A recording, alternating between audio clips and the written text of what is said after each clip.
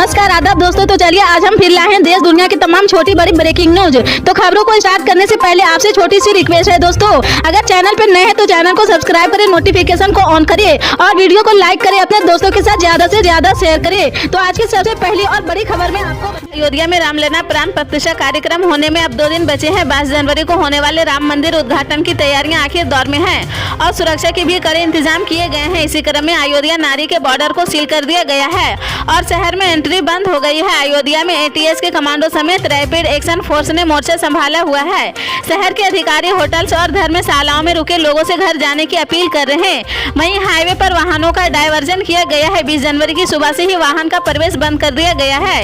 इस भव्य कार्यक्रम को लेकर अचूक सुरक्षा व्यवस्था की गई है। ऐसे में जिन लोगों को पास उपलब्ध कराए गए सिर्फ वही लोग अयोध्या जा सकेंगे। हाईवे पर भागे वाहनों का रूट डाइवर्ट किया गया है।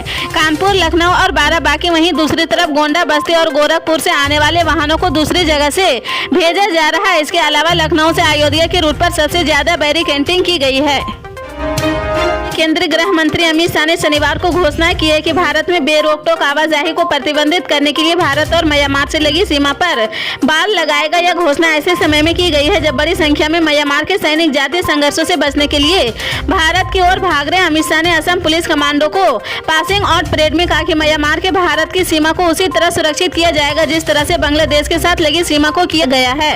पिछले 3 महीनों में म्यांमार सेना के लगभग 600 सैनिक भारत में घुस आए हैं। सरकारी सूत्रों ने कहा कि पश्चिमी म्यांमार राज्य रखाइन में एक जातीय सशस्त्र समूह आरकान आर्मी के उग्रवादियों द्वारा उनके शिविरों पर कब्जा करने के बाद उन्हें मिजोरम के लांगटाई जिले में शरण ली है।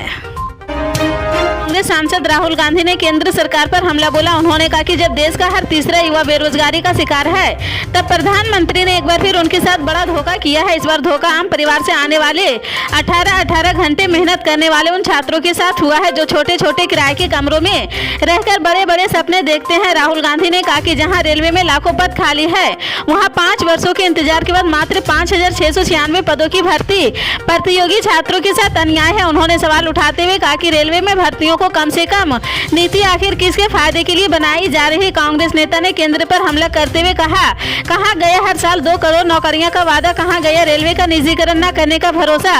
उन्होंने कहा कि एक बात बिल्कुल साफ है, मोदी की गारंटी युवाओं के लिए खतरे की घंटी है। हमें युवाओं के हक उनके साथ न्याय के लिए आवाज उठानी पड़ेगी। अयोध्या में 22 जनवरी को होने वाले प्राण प्रतिष्ठा समारोह से पहले ऑल इंडिया मजलिसे इत्तेहादुल मुस्लिमीन के अध्यक्ष असदुद्दीन अवैसी ने मुसलमानों से सिस्टमैटिक तरीके से बाबरी मस्जिद को छीनने का आरोप लगाया है। उन्होंने शनिवार 20 जनवरी राम जन्मभूमि मंदिर प्राण प्रतिष्ठा के नैतिक को चुनौती देते हुए दावा किया कि बाबरी मस्जिद को सिस्टमैटिक ढंग से भारतीय मुसलमानों से छीन लिया गया था जबकि वहाँ 500 साल से नमाज पढ़े जा रहे थे। जब कांग्रेस के जीबी पंत उत्तर प्रदेश के सीएम थे तब रात के अंधेरे में मस्जिद के अंदर मूर्तियां रख दी गई थी और फिर उन्हें निकाला नहीं गया है। कर्नाटक के कलबुर्गी में पत्रकारों से बात करते हुए अवैसी ने कहा कि उस समय वहां के कलेक्टर नायर साहब थे, उन्होंने मस्जिद बंद करवाकर वहां पूजा शुरू कर दी है। इसके बाद 1986 में मुसलमानों को बिना सुने मस्जिद के ताले खोल दिए गए हैं। इतना ही नहीं, बूटा से शिलान्यास कर दिए हैं। कांग्रेस ने आरोप लगाया कि राहुल गांधी के नेतृत्व में हो रही कांग्रेस की भारत जोड़ो न्याय यात्रा पर असम में हमला हुआ है। वहीं राहुल गांधी की इस यात्रा पर हुए हमलों को लेकर समाजवादी पार्टी के मुखिया और पूर्व मुख्यमंत्री अखिलेश यादव ने नाराजगी जताई है। सपा मुखिया अखिलेश यादव ने इस हमले को लेकर सोशल मीडिया प्लेटफॉर्म एक्स पर पोस्ट करते हुए बीजेपी पर भी हमला बोला है। पूर्व सीएम अखिलेश यादव ने सोशल मीडिया प्लेटफॉर्म एक्स पर पोस्ट कर लिखा कि लोकतांत्रिक भारत जोड़ो न्याय यात्रा पर भाजपा शासित राज्य असम में हुआ हमला बेहद निंदनीय है। हर तरह से हारती भाजपा पूरी तरह से निराश हो चुकी है, तभी हिंसा पर उतारू है। हिंसा मानसिक हताशा का भौतिक रूप होती है। इसी तरह की पल पल के अपडेट जानने के लिए जुड़े रहें आप न्यूज के साथ। मिलते हैं अगली बड़ी